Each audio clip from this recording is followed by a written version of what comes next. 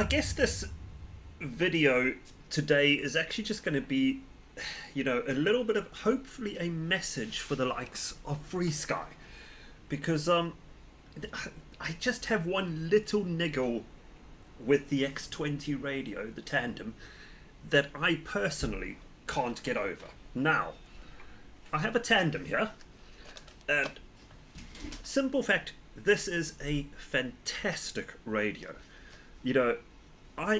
I rarely want to use this radio. I would love to use it with all of my aircraft, but I have a problem with it, which is stopping me using it. And it's something that I hope that Frsky will do, maybe in like an X24 radio or something like that, because it will personally make the difference between using it and not using it. Now, key things here for me, and let's be absolutely clear. I've got my crossfire modulate, and I use this radio for FPV, so the issue is not so great that I won't use it, but it's enough to stop me using it as my daily radio. So, what is it? We take the tandem. It all looks good. I am a pinch flyer, and I'm going to show you what happens here. So when I'm using the radio, you see I've got my stick here in the center. Take a look at what happens. When I move my stick up, I've got that far. Now what's going on here? I have collided.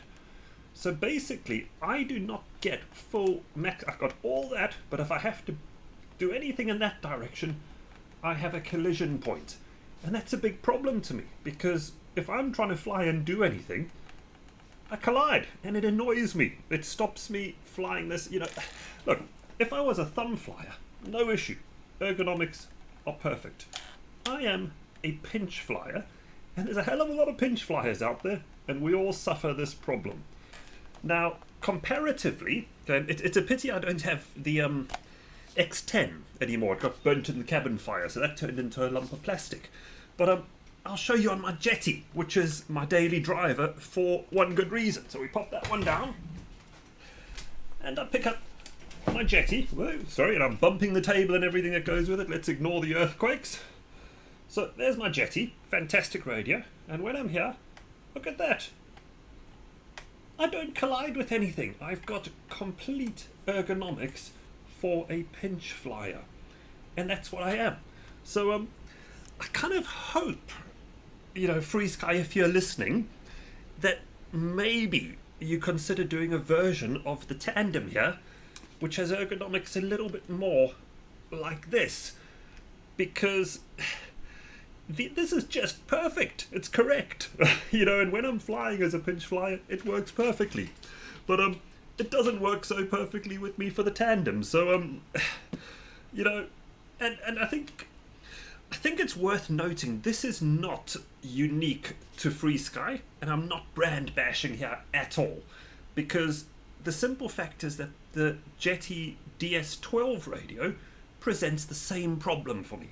There's this movement that's been to try shrink radio equipment down, but that's all great if you're a thumber, if you're a Game Boy generation, if you're kind of trying to use like a Tango 2 in pinch mode, but actually the old school sizing was there for a reason. And maybe it's a sign that I'm getting grey hair and getting old, but I tell you what, if I could get a tandem in this sort of form factor with this sort of dimensions where I no longer collided, man, I would happily use Ethos Tandem all day, the receivers, everything. So I guess what I'm asking for is choice. And the funny thing is, it doesn't need to be anything more than an alternative molding for the X20. It's almost like you have an X20 large. It's the same radio, the same insides. It's just increase the spacing of that casing a bit, and happy days. But hey, hopefully someone at Frsky is listening, and hopefully we will see something come out of it, but probably not. Anyway, cheers guys, enjoy.